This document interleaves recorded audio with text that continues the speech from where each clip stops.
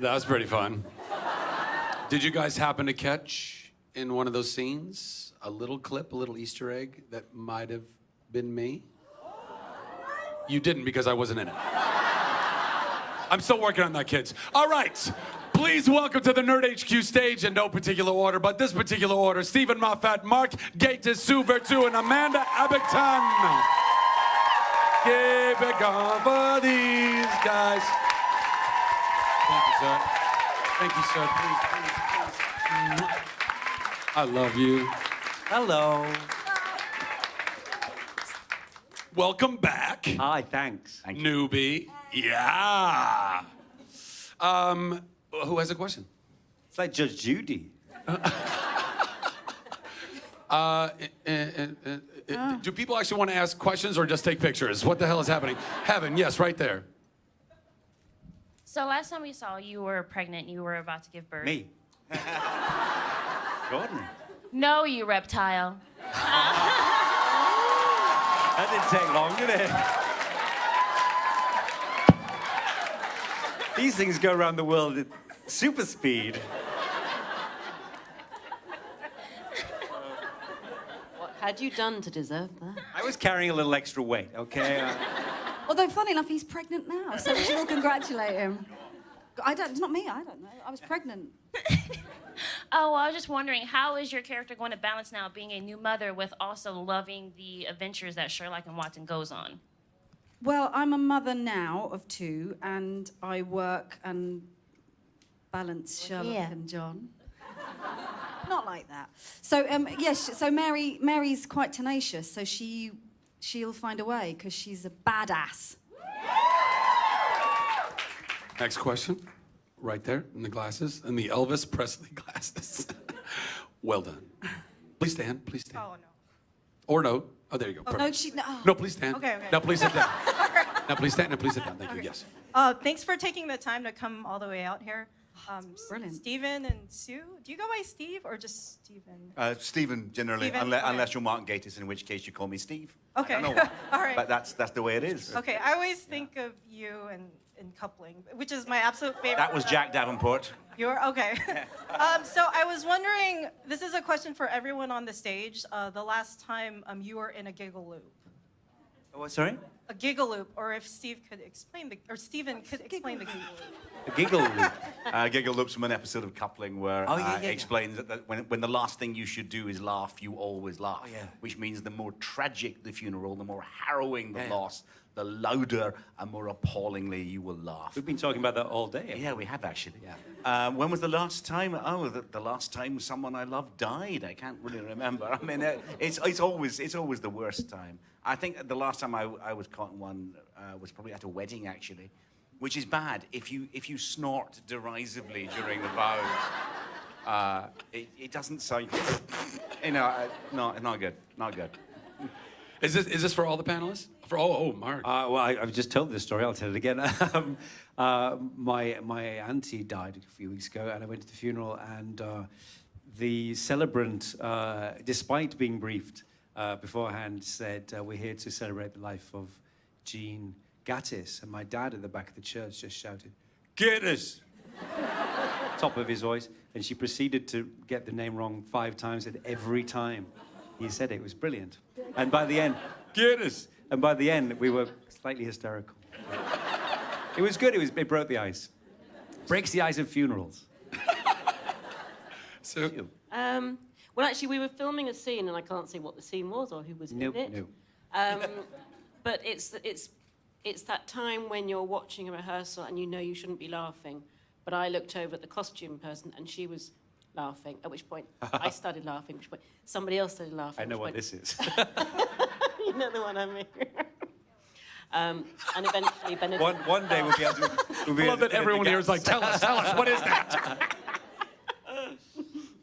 It was horrible. Anyway, Benedict eventually, it just caught him eventually in the end. Amanda? Mine's a similar one. I was filming with Martin and Ben at 221B, and we had to get it done because we were up against time. And Ben did something, and I can't remember what it was now, that really made me laugh.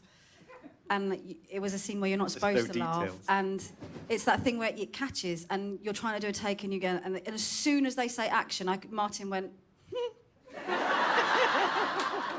And then Ben went, and I'm just going, and we had to sort of take 5 and just sort of calm down. It's so terrifying because you think, I'm never going to get through this scene. I am just going to laugh forever. But then Klinos, who is our continuity woman, she's amazing. She just came over and she went, can you do it properly? And then went off. So, yeah. It'll be on the DVD. Next question, right down here in front. Hi, my twin sister and I were writers, and we just got published for the first time a few days ago. Congratulations. Well done. And we published a Sherlock Holmes versus James Moriarty short story. And I just want to say thank you because we were introduced to Sherlock for the first time because of your show. And Sue you them. changed. Sue them. That is not allowed. If you could just conduct them to the exit, where we'll be prosecuting them with our carry-along lawyer. Yes, Yeah. we've identified them. Yeah. 2 girls and deer stalkers. That's right. I just want to say thank you because you changed our lives for the better. And the writing in your show inspired So us. far. Right. Yeah. So Up until this point, where it's all a bit, orange is the new black, really, from now on. Pretty sure you're going to be writing from now on. Sorry, is your story that's the Victorian version of Sherlock? Yes. The original. So do you resurrect Moriarty? we do. Oh, you can't resurrect. He's dead. No, he's not. Yes, he is. So our question. How much of a bet do you want? And remember, you can't bet against me in this because I'm bound to win. So my question is, we really loved Sherlock and Moriarty and the Abominable Bride. I think they had a really terrific dynamic in that episode. So what's your favorite aspect of writing Sherlock and Moriarty's complicated relationship? Well, it's all, because it's all from Doyle, it's so inspired by that. Especially, there is really one scene in The Final Problem, isn't it? And we've done it like 38 times now. But it's that sort of dynamic which Doyle just created, the sort of supervillain dynamic, and that's wonderful sort of icy interplay, which is like in James Bond, and it casts a hugely long shadow. I suppose we've just really always enjoyed the fun of it, and especially with Andrew, the kind of the twinkle of it. He can say the unsayable. Especially, a line you wouldn't think you could get away with. Maybe we didn't, like when he blows the back of his head off and says, "I could backcomb." I think I like in the original stories the exchange of dialogue in which Doyle beats every other supervillain that's ever going to be, having just invented the first one. And I love the exchange. Everything I have to say has already crossed your mind, and possibly my answer has crossed yours. I think it is the perfect villain-hero exchange and has never been bettered. That's my favorite. I think even, because Doyle famously was very careless about how he wrote them, I think even he must have known that was a good day. He was writing in the bath, but he probably chuckled to himself. Do I still need to shoot them? No. We have people taking care We're of good. Okay, we're good. That's fine. Next question. They're on their way. They will kill any women in here dressed in Sherlock merchandise. That's how we identified them. So it's going to be a bit of a slaughterhouse after this. But do enjoy the rest of the panel regardless. Don't spoil the whole thing just of how it's going to end. In the back there, yes. Hi, my name is Alana. This question is for Mark. I'm wondering, I've recently, a few times actually, seen you in screenings of the National Theatre Live's Coriolanus, which is fantastic. Thank you. I'm wondering... Who was that guy in the lead? I can't remember his name. Oh, yeah. Whatever happened to him? That angel piece. Yeah. Yeah, I'm wondering what goes into your process for choosing a role for the stage. Is there anything specific Money. that draws... That's a lie. There's Really no money in theater. No, that is a lie. Actually, I had to pay them, I think. Oh, gosh. Well, very simply, just the play and the part, funny enough, that with Coriolanus, Josie Rourke, who runs the Donmar, asked me to do another show, which then didn't happen. And then she took me out to tea, and she said, "Do you know Coriolanus?" And I genuinely went... Because I'd seen it twice, and I thought it was a really boring Shakespeare. And I genuinely thought, I'm not going to do this. But we talked about it, and I thought, I better read it. I read it on the train to Cardiff, actually, and I thought, this is a great play. And I think that's why I wanted to do it. And I think we sort of slightly changed people's minds about it. It's not one of the most famous ones. It's a difficult play, but I was really proud of it. So it's always just, the play and the part. Next question, right over there. Hi, my name is Kira, and I'm a performer myself just in community theater, and it's always interesting to me to hear what are the most challenging things for you as the performers, and even just as being on set, what are some of the most challenging days that you've had for Sherlock? Mandy. Not laughing, no. It's a lot. Working in television is a lot of waiting around. So you sit around for a long period of time, and then you have to go on and you have to sort of get into the character straight away, and you don't get many takes because we're up against it. So you have to sort of know what you're going to do well before. Oh God, I'm so boring. Say something interesting. But sorry, what was your question again? Just what's the most challenging? It sounds like sitting around is the most Breathing for me, clearly. Correct. Breathing for me. Just existing. Just together. being me is the most challenging I can possibly. That is true, because it is, the energy, your energy can just dissipate. And if you have, for instance, when we get back tomorrow, Benedict and I and Martin have got a really big scene to shoot. I keep talking about this.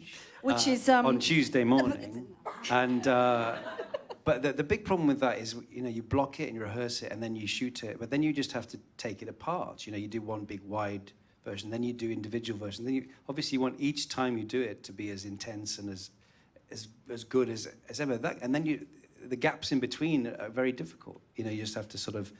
And that's whenever you have people who visit the set, they always divide into two groups. People who are just fascinated by the whole process and people who simply can't believe you have to do it more than once and are just bored to tears instantly. They are. They So just that is a big part of the challenge. You see them sitting there after about 3 takes and 2 setups. They go, "We've got to go."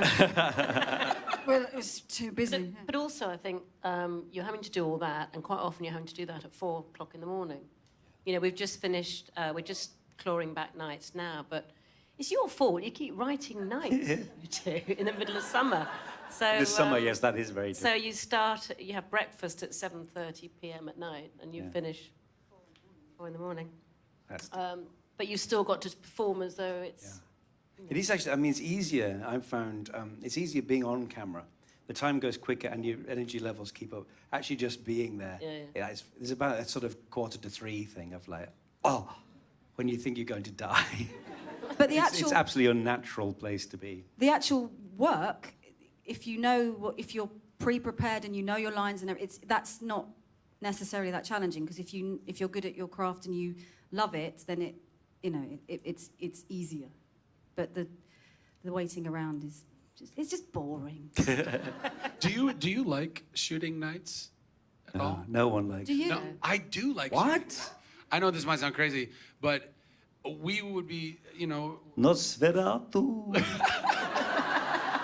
I don't age. I don't. No, that's true. But we would be shooting nights, and every time I'm shooting nights, I always feel like, I don't know, I just feel like a kid who's up way past their bedtime when the rest of the world is all sleeping, and we're like, what mischief are we getting into right now? Because especially in like a film set or a TV set, they're closing down fucking streets and shit. You own it all. You're in a skateboard in the middle of where you're not supposed to be. You're like, I'm Bart Simpson in real life. This is amazing. And everybody's looking at me like, what drugs are you on? Like, we're all sleeping. And I'm like, come on, chimichangas. Actually, that's true, because when we film outside 221B and we're doing nights, it is a lot of fun. There is an excitement. You go, this is really cool. And we have fans like waiting out to the bitter end, which is amazing. So you have this little audience of people who are there with you as well. So I've missed the last bus home. Yeah, That's why. and they want to live. Yeah. But that's very exciting. I like doing nights outside. But also, I get tired because I get guilty. The next morning, I get guilty about the lying in bit. But we've told you about this. I know. So I get up and think, oh no, I better go and do some work. So it's a long day. I don't feel guilty about laying in. I like it. Next question. Right there. I have a question and a gift. I don't know if that's okay. The gift is quiff. for... Depends who it's for. A quiff. A quiff. Who's the present? Let's call it that. It's for you. Hey! What? In that case, it's not okay. Oh my my God. Oh. Thank you. A quift. I didn't make them. My friend made them, but she Okay, couldn't. I'll have a look in a minute. Oh. Fuck off. Mine. I want 10% of that. Whatever We'll that is. see. I Quick, wanted quick. to keep them. so And the they're- question, and the question. Okay, yes. So for Stephen and Sue, if you could describe. We don't get gifts. No. We just get a question. Right? Well, you see what you did wrong there? I'm sorry. Go on, you're going to get damn all from me now. Go on. Right. Okay. I mean, I know what the answer is going to be vague anyway, so it's. I did it. I don't make them. That was my friend, but Right. they're made. Just carry on. Okay. With your question so sorry. without a gift. Big I'd have liked Victorian. one of those. I do But I too. don't I have want one one of too. those. Because I don't get a gift, I just get a question. In a bag. Where he belongs. So what is 10% of that? Like one leg? What do I get? You get nothing. Okay, fantastic. You can keep the bag. And you're, You get the questions. Okay. No, he can't. girl, I got bags. Okay, I got bags. What's your question? What's your Oh question? God. Okay, I'm sorry. Don't so, apologize. So for We're out of time. sorry guys. For Sue and for Stephen, if you could describe season 4 with a song, not like with words. And then I'm not done. And then for Mark and Amanda, if you could describe your character with a song, what would it Oh, be? good. Have you heard us singing? No. Seriously? You don't actually mean don't have to sing, do you? it. No. You don't need to sing it. Just what is a song? Oh. Yeah. I was going to sing it. Yeah, do sing it. Then sing it. Do it. Sing, Sue. Sing. Sing like the wind. Let it out. I can't. Come on. The show. The show, serious Come on, Stephen. I don't know any songs. The Just national say anthem. memories. Tragedy. Tragedy. There you go. And I have to sing my character. Or just what is No, it? that was the song. question. I have to sing my character. Is Do that you? right? No, no. Yeah, sing. What is a song? What's a song? Even if you don't sing it, what's a First song? time ever I saw. Yeah, that's the one. That's about me, isn't it? That's very much Mycroft's song. First It time ever I is. saw. He sings that when he's in his room on his own. Yeah. at No, you're more night. bassy, aren't you? Oh yes, we did. No, that was in LA, wasn't it? Karaoke. We had an extraordinary thing when we were at the Emmys last 2 years ago. Yeah. And we got a cab, and it was a karaoke cab. My heart absolutely sank at the cheerfulness of this driver. And by the end of the journey, I was singing "Diamonds Are Forever" at the top of my voice. It was extraordinary. I have it recorded. Yeah, it was What's brilliant. what's your song then for the show? Come on, I've done it. I've done it. Thank No, you, do Amanda, yours. thank you. I'm thinking. Mine's "Smack My Bitch Up." No, it's not.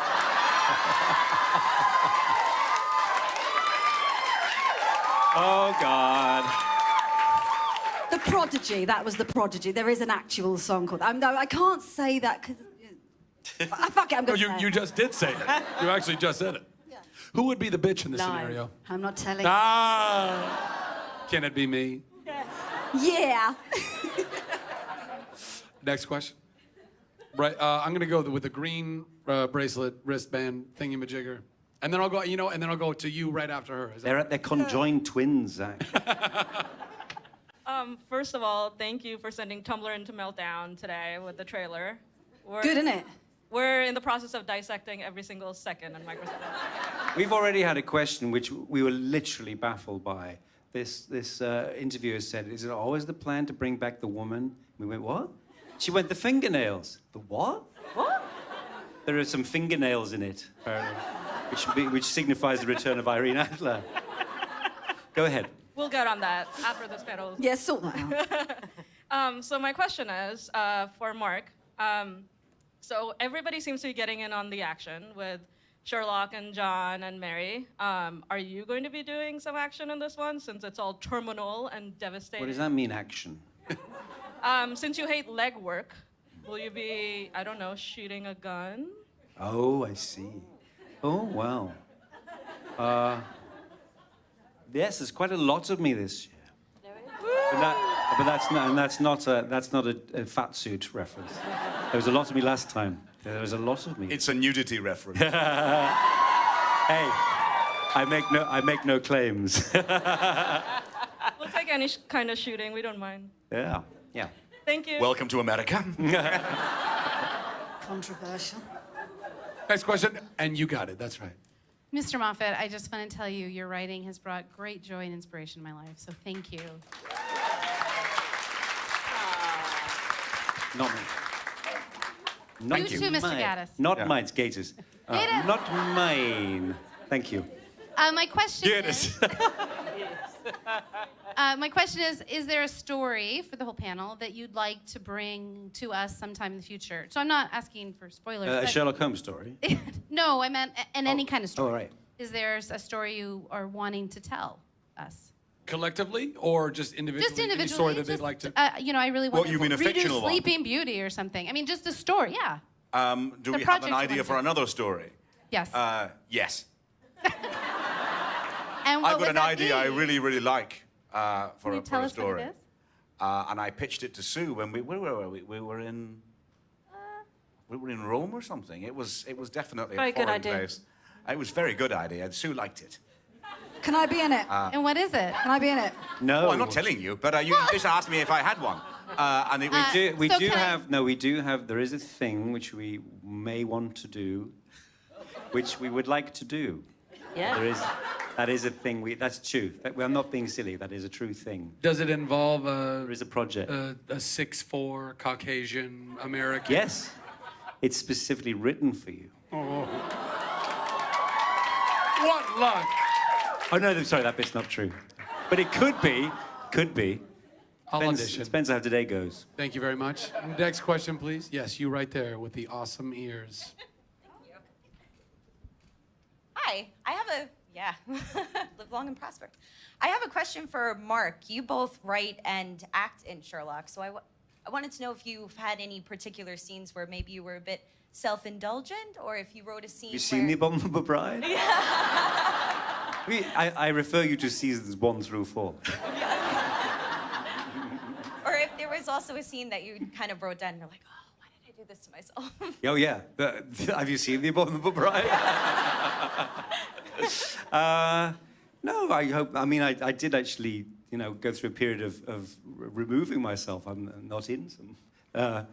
Mark's the only person who's ever written a non-speaking part for Mark Gatiss in the Hounds of Baskerville. No one else would do that.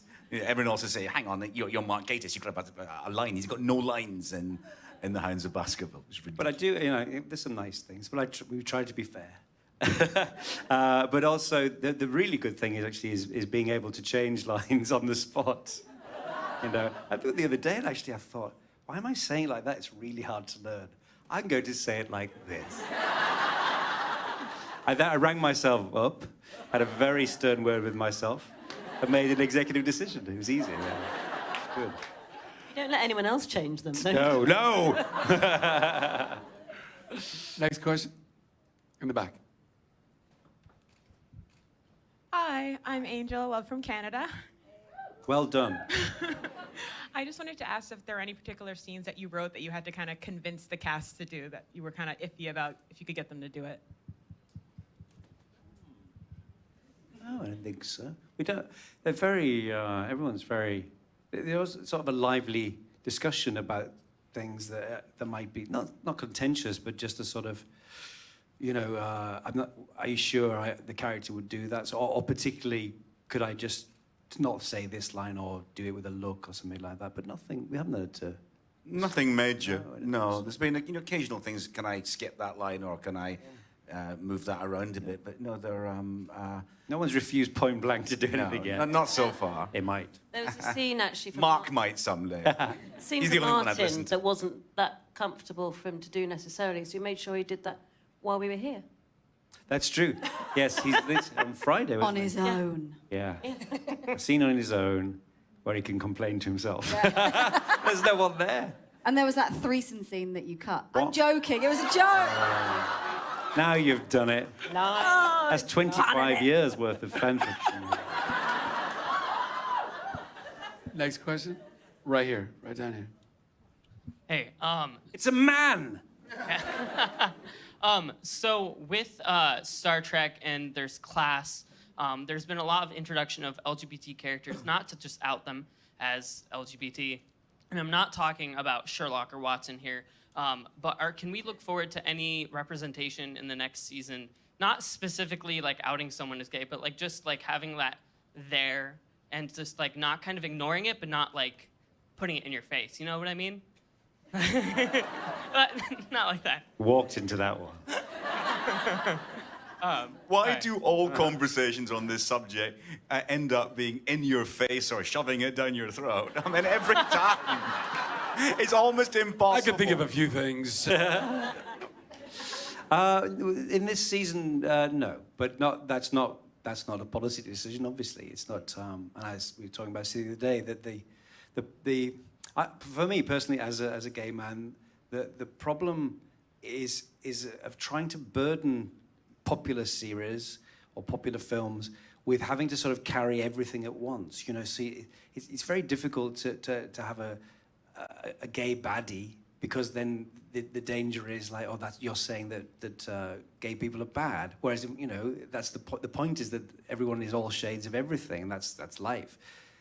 Obviously, when there was far less representation, that's a bigger burden. But now I think there is much more. I think we should be all be a bit more grown up about it and allowed to say, you know, you can be a grumpy bisexual person, you can be a very camp gay person, you know, all sorts of things. But we're not, you know, we don't have any agenda like that. We just want to. We're doing the show we're doing. That doesn't mean we're going to suddenly out a character or anything just for the sake of it.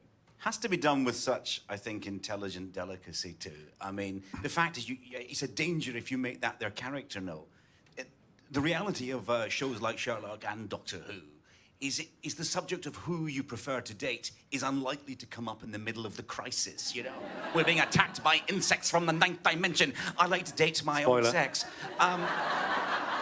Is that why? I don't think this is strictly relevant right now.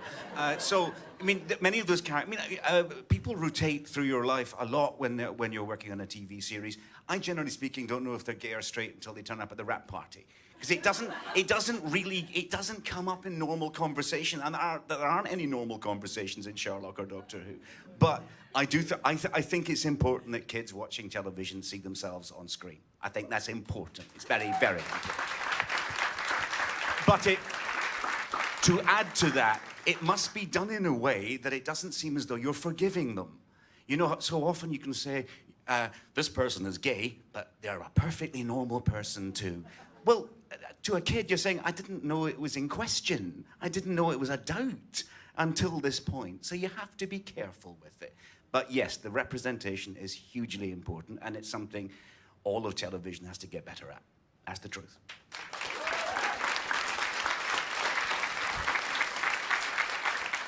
We have time for one, possibly two more. I'm going to go right down here. Are you Ariel?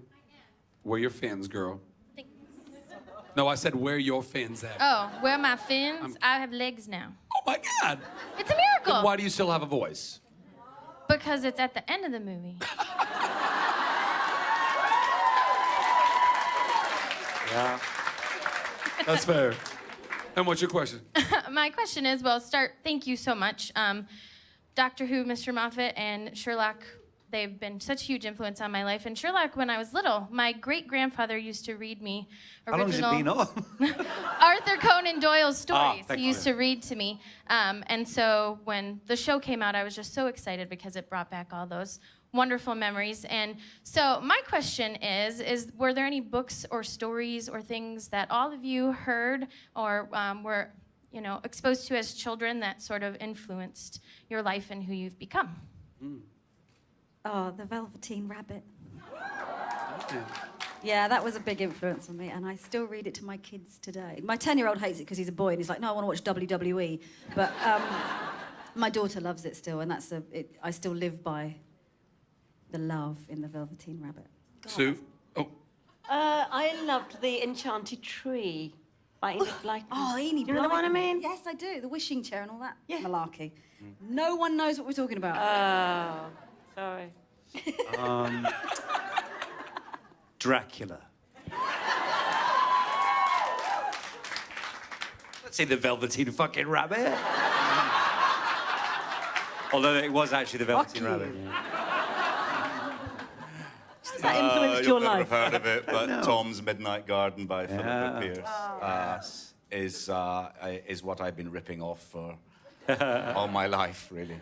Tom, I love that book. I absolutely love that book. And one, boom, right there. You're the first hand up. It's only fair. What just happened? Did you just pee yourself? It's a quiff. I got birthday gift. Should I take that? It's another quiff. Another gift? No, it's for Ben. I mean, it's for Ben. It's his birthday. Like, it was his birthday. I'll make sure. I'm sodding well here, and he gets a gift. I'll make sure he gets that. Oh, Okay, we wait, need you a don't have question. Come on, we need a question. Oh, okay. Oh, it's just a gift. Oh. The gentleman in the orange shirt. Man. Mine's actually very quick. During the scene when Don't brag about that. when John.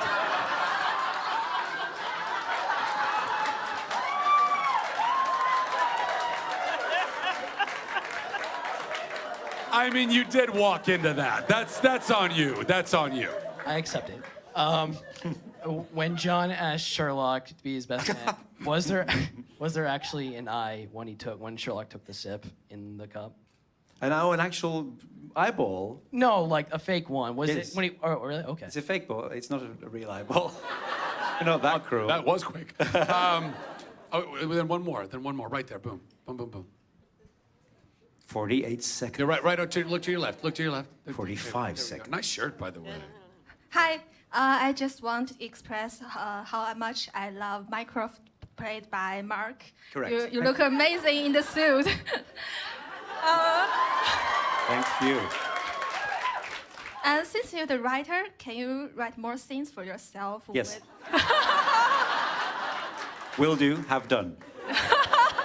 Okay, great. Thank you. Just one. 18 seconds to go. Quick. Just want to see more your scenes more with your brother Sherlock. Want to see how they stay together with each other in their childhood. Like I feel like Mycroft is like a parent to Sherlock, not just a brother. Wait and see. Oh, thank you. Where are you from? Where are you from, darling? Where are you from? I come from Los Angeles. My friend is from China, actually. Rock and roll. Yeah. Well, thank you all so much for coming. Please give a warm round of applause to our Sherlock panel. Keep it going with these guys. Keep it going with these guys. There they are. Get out of here. Get out of here. Keep it going, keep it going, keep it going, keep it going, keep it going, keep it going, keep it going. There's still... Amanda, move it. Hey, by the way, what's your daughter's favorite animated movie? Tangled. Oh, and it's what? It's my favorite animated.